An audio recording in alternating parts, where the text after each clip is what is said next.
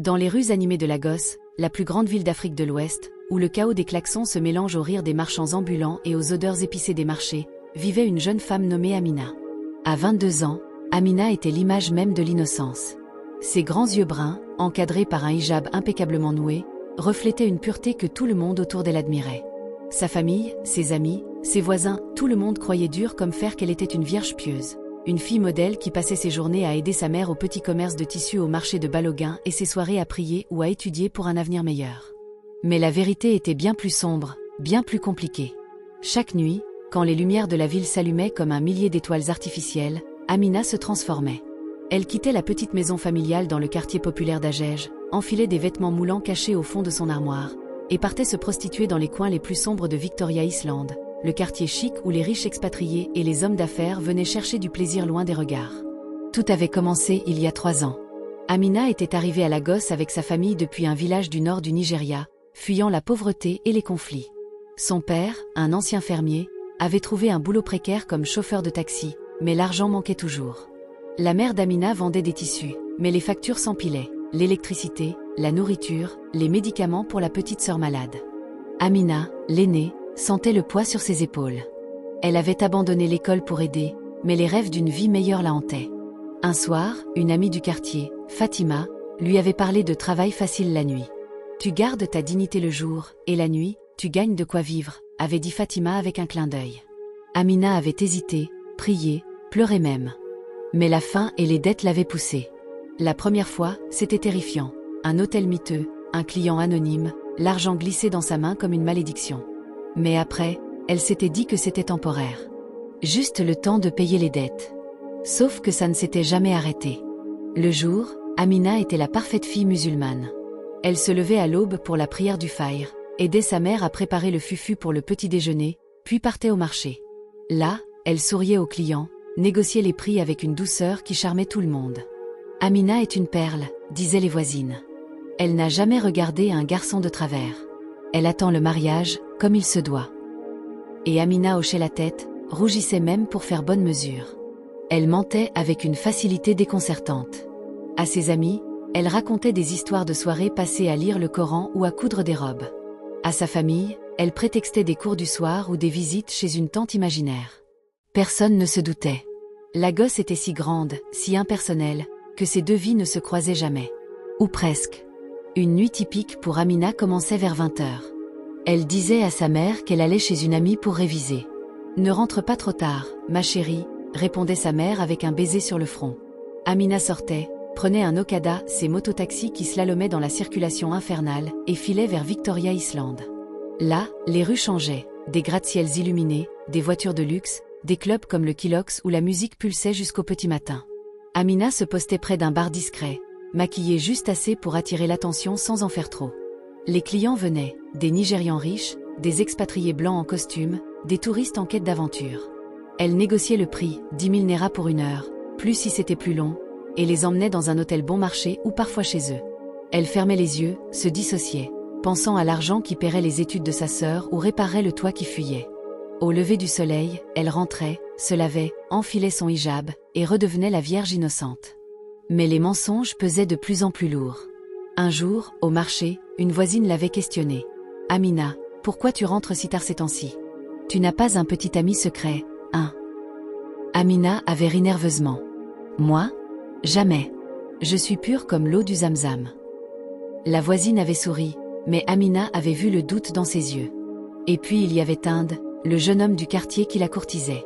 Tinde travaillait comme mécanicien, il était gentil, pieux, et rêvait de l'épouser. « Tu es la femme idéale », lui disait-il en lui offrant des fleurs volées au marché.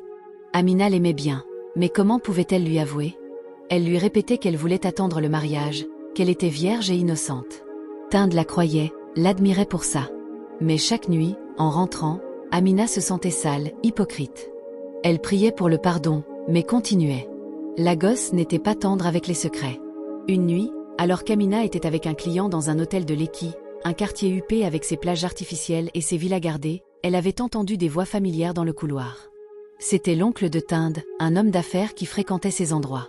Paniquée, elle s'était cachée dans la salle de bain, le cœur battant. Le client avait ri. « Qu'est-ce qui te prend? Tu as vu un fantôme. » Amina avait inventé une excuse et filé. Mais l'incident l'avait ébranlée. Et si on la reconnaissait? Et si les rumeurs commençaient? Elle avait essayé d'arrêter, une fois. Pendant 2 semaines, elle était restée à la maison, mais les dettes s'étaient accumulées. Sa sœur avait eu une crise, et l'hôpital coûtait cher. Alors, elle avait repris. Les nuits se suivaient, chacune plus épuisante que la précédente. Amina rencontrait toutes sortes d'hommes. Il y avait le gentil, comme ce professeur d'université qui lui racontait des histoires de littérature africaine pendant qu'ils attendaient. « Tu mérites mieux que ça », lui avait-il dit un soir. Amina avait haussé les épaules.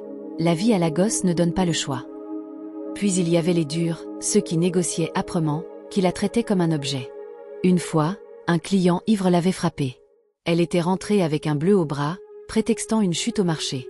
Sa mère l'avait soignée, inquiète. « Fais attention, ma fille.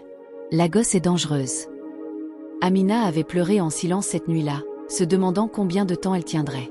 Au fil des mois, Amina avait amassé un petit pécule caché sous son matelas. Elle rêvait d'ouvrir un salon de beauté, de quitter cette vie double. Mais les tentations étaient fortes. L'argent facile, les compliments des clients qui la faisaient se sentir désirée, même si c'était faux. Et puis, il y avait la peur. Si elle arrêtait, comment survivre? Lagos avalait les faibles. Les rues étaient pleines de filles comme elle, venues des villages, piégées par la pauvreté. Certaines finissaient mal, maladie, violence ou pire. Amina se protégeait comme elle pouvait, préservatifs, tests réguliers dans une clinique discrète, mais le risque était là. Un soir, tout bascula. Amina était au Kilox, attendant un client. La musique battait, les lumières stroboscopiques dansaient sur les visages. Soudain, elle vit Tind entrer avec des amis. Son cœur s'arrêta. Que faisait-il là? Tind n'était pas du genre à fréquenter les clubs. Il riait avec ses potes, probablement pour une fête d'anniversaire.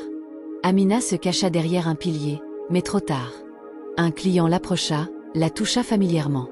Tind tourna la tête, leurs regards se croisèrent. L'horreur dans ses yeux fut comme un coup de poignard. Amina s'enfuit, courant dans les rues humides de Lagos, les larmes coulant sur son visage. Elle prit un okada, rentra chez elle, tremblante. Le lendemain, Tind vint la voir au marché. « Amina, dis-moi que ce n'était pas toi », murmura-t-il, les yeux rougis. Amina essaya de mentir. « Moi? Au Kilox? Tu rêves. » Mais Tind secoua la tête. « Je t'ai vu. Avec cet homme. » Les larmes montèrent. Amina avoua tout, en sanglots. La pauvreté, les nuits, les mensonges. Tind l'écouta, choqué, déçu. « Je t'aimais pour qui tu prétendais être », dit-il avant de partir. Amina rentra chez elle, brisée. Sa mère remarqua son état. « Qu'est-ce qui ne va pas, ma chérie ?» Amina hésita, puis craqua. Elle raconta tout à sa famille. Les cris, les pleurs, la honte. Son père la gifla, sa mère pleura. « Comment as-tu pu nous mentir comme ça ?» Mais au milieu de la tempête, quelque chose changea. La famille, après le choc, décida de l'aider. Ils vendirent des biens, trouvèrent des aides communautaires. Amina arrêta les nuits, suivit une thérapie dans une ONG pour femmes vulnérables à Lagos. Elle reprit des cours, ouvrit un petit commerce en ligne de cosmétiques. Les rumeurs circulèrent dans le quartier, mais Amina releva la tête. « J'ai menti pour survivre », disait-elle maintenant. « Mais maintenant, je vis pour de vrai. » Des mois plus tard, Lagos était toujours la même, bruyante, impitoyable. Mais Amina avait changé. Elle n'était plus la vierge menteuse, ni la prostituée nocturne. Elle était juste Amina, une survivante. Et dans les rues animées, elle marchait avec une nouvelle force, sachant que les secrets finissent toujours par éclater, mais que la vérité peut guérir. Continuons l'histoire pour approfondir. Revenons en arrière, avant le début. Amina n'était pas toujours comme ça. Dans son village natal, près de Kano, elle était une enfant joyeuse, excellant à l'école, rêvant de devenir infirmière. Mais les attaques de Boko Haram avaient forcé la famille à fuir. Le voyage à Lagos avait été un calvaire, des bus bondés, la peur aux tripes, l'arrivée dans une ville qui semblait un monstre vivant. « Lagos te mange si tu n'es pas fort », avait dit son père en descendant du bus. Amina avait hoché la tête, déterminée. Les premiers mois à Agege étaient durs. La maison était une pièce unique, avec un toit en tôle qui cognait sous la pluie. Amina aidait au marché, apprenant à marchander en Yoruba, la langue locale, même si elle parlait Haoussa chez elle. Elle se lia d'amitié avec Fatima, une voisine qui vendait des fruits. Fatima était plus âgée, 25 ans, et avait déjà vu le monde. Les hommes paient pour ce qu'ils veulent, confia-t-elle un soir sous les étoiles. Amina fut choquée au début. C'est haram, répondit-elle. Mais Fatima rit. Haram ou pas, ça nourrit la famille. Petit à petit, l'idée germa. La première nuit fut un traumatisme. Amina avait suivi Fatima à Victoria Island. Reste naturel, avait dit son ami. Le client était un homme d'affaires nigérian, bedonnant, sentant le parfum cher. Dans la chambre d'hôtel, Amina trembla. C'est ta première fois ? Demanda-t-il. Elle mentit. Non. Après, elle vomit dans la rue, mais les 5000 Naira dans sa poche la calmèrent. C'est pour la famille, se dit-elle. Les nuits devinrent routine. Elle apprit les codes, éviter les policiers corrompus qui demandaient des pots de vin, choisir les clients qui paraissaient inoffensifs, toujours avoir un plan B. Une fois, un client refusa de payer. Amina cria, menaça d'appeler la sécurité. Il céda, mais elle rentra avec la peur au ventre. Une autre nuit, elle rencontra un expatrié français, un ingénieur en pétrole. Il fut gentil, lui offrit un dîner avant. « Pourquoi une belle fille comme toi fait ça ?» demanda-t-il. Amina haussa les épaules. « Lagos n'est pas Paris. Ici, on survit. » Il lui laissa un gros pourboire, mais elle se sentit vide. Pendant ce temps, le jour, les mensonges s'affinaient. À la mosquée, elle priait avec ferveur, impressionnant l'imam. « Tu es un exemple pour les jeunes », disait-il. Amina souriait, mais intérieurement, elle se haïssait. Avec Tinde, c'était pire. Ils se rencontraient au parc du quartier, parlaient de l'avenir. « Je veux une femme pure comme toi », disait-il. Amina rougissait. « Je le suis. » Mais chaque mot était un poignard. Une sous-intrigue émergea avec sa sœur, Zara, 10 ans, malade d'asthme. Les crises étaient fréquentes, et les médicaments coûtaient cher. Une nuit, Ara fit une attaque sévère. Amina rentra juste à temps, l'argent de la nuit paya l'hôpital. « Tu es notre ange », dit sa mère. Amina pleura, ange ou démon. Puis vint l'amitié avec une autre prostituée, Chioma, une Igbo chrétienne. Elles se rencontraient dans un bar discret. Chioma avait une histoire similaire, orpheline, piégée à Lagos. « On n'est pas mauvaise, juste désespérée », disait-elle. Elles se soutenaient, partageaient des conseils. Une fois, Chioma fut agressée, Amina l'aida, paya les soins. Ça renforça leur lien. Mais les close calls multiplièrent. Un jour, au marché, un client la reconnut. « Hey, beauté de la nuit !» cria-t-il. Amina paniqua, prétendit une erreur. La voisine entendit, posa des questions. Amina inventa « Il me confond avec quelqu'un ». Mais le doute s'installa. Le climax approcha avec Tinde.